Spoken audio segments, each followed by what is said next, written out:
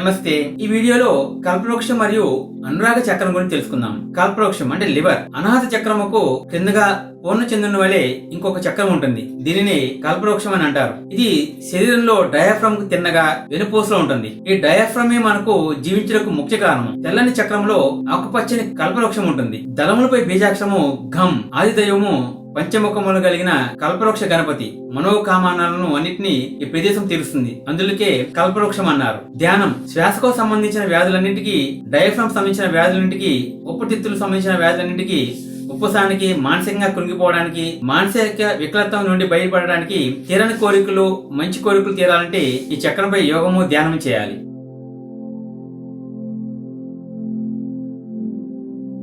ఇప్పుడు అనురాగ చక్రం గురించి తెలుసుకుందాం. అనురాగ చక్రం అంటే హార్ట్. అనురాగ చక్రము అంటే సకల విశ్వము ఎడల నిస్వార్థమైన ప్రేమ ఇక్కడ ఉంటుంది. మన గుండెలో ఉండే సూక్ష్మాతి సూక్ష్మమైన రిక్త ప్రదేశమే ఈ 8 దళముల పద్మము. దళములపై బీజాక్షరము ఓం హ్రీం.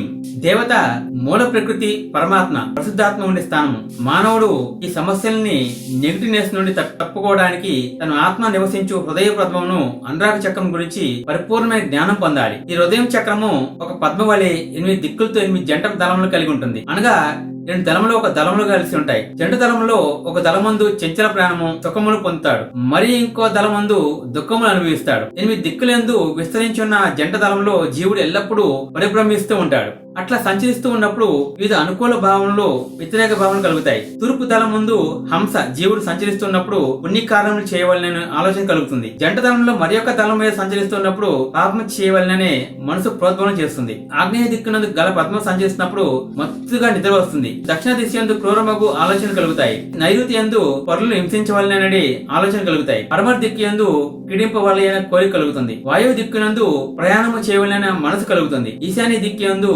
ధనార్జన మీద మనసు కలుగుతుంది. పద్మ యొక్క కేసమందు మధ్యలో ఉన్నప్పుడు విరక్తి కలుగుతుంది. ధ్యానము. హృదయములకు మరియు గుండెలకు సంబంధించిన వ్యాధులకు, మనలో ప్రేమ తరిగి ద్వేషము, హింస పెరుగుతున్నప్పుడు ఈ చక్రంపై యోగము, ధ్యానం చేయవలను. ఈ అనురాగ చక్రము హృదయ కమలంలో ఉంటుంది. గుండెకు కుడివైపు 4, ఎడమవైపు 4 స్థూల సూక్ష్మ కవాటములుంటాయి. ఎడమవైపు కవాటములు దెబ్బతిన్నప్పుడు డాక్టర్ ఆపరేషన్ చేసి సరిచేయగలరు. కానీ కుడివైపు కవాటం బలహీనపడినప్పుడు ఏ డాక్టర్ స్వస్థ చేకూర్చలేడు. అప్పుడు అనురాగ చక్రంపై యోగము, ధ్యానం మాత్రమే రోగిని కాపాడుతుంది. అకాల మృత్యువు నుండి మానవుని రక్షిస్తుంది. దీనిపై ధ్యానం చేయడం వల్ల ద్వేషాన్ని, అహింసను, అసూయను నివారించి జీవుల ఎడల ప్రేమను పెంచుతుంది. తర్వాయి భాగంలో మరొక చక్రం గురించి తెలుసుకుందాం. నమస్తే.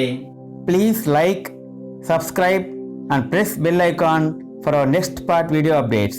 If possible, share our videos by different social media like WhatsApp, Facebook, Instagram, Twitter, and support our cause to reach 1 crore people and make our project Good Handwriting for All great success.